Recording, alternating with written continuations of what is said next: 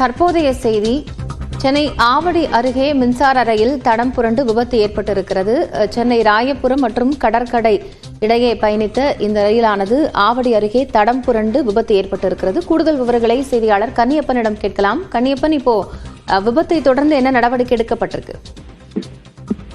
Gayatri, Chennai beach மற்றும் ராயபுரம் இடையே Chennai ஆவடியிலிருந்து beach பணிமனை நோக்கி சென்ற மின்சார ரயில் என்பது 2 சக்கரங்கள், அதாவது ரயில் பெட்டியின் 3வது ரயில் பெட்டியின் 2 சக்கரங்கள் தண்டவாளத்திலிருந்து வெளியே வந்து தற்போது விபத்து ஏற்பட்டிருக்கிறது. நல்வாய்ப்பாக அதில் அந்த ரயிலில் பயணிகள் யாரும் பயணிக்கவில்லை என சென்னை தெற்கு ரயில்வே சார்பில் விளக்கம் அளிக்கப்பட்டிருக்கிறது. அதாவது பீச் ரயில் நிலையத்திலிருந்து பீச் பணிமனை நோக்கி சென்ற மின்சார ரயில் பெட்டி தடம் புரண்டு தற்போது விபத்துக்குள்ளாயிருக்கிறது. அந்த பாதிப்புகளை சரி செய்யும் தீவிர பணியில தற்போது ரயில்வே ஊழியர்கள் ஈடுபடுத்தப்பட்டிருக்கிறார்கள். இதில் பயணிகள் யாருக்கும் எந்த ஆபத்தும் எதுவும் ஏற்படவில்லை என ரயில்வே சார்பில் விளக்கம் தெரிவிக்கப்பட்டிருக்கிறது. காயத்ரி, நன்றி கன்னியப்பன், விவரங்களை வழங்கியமைக்காக.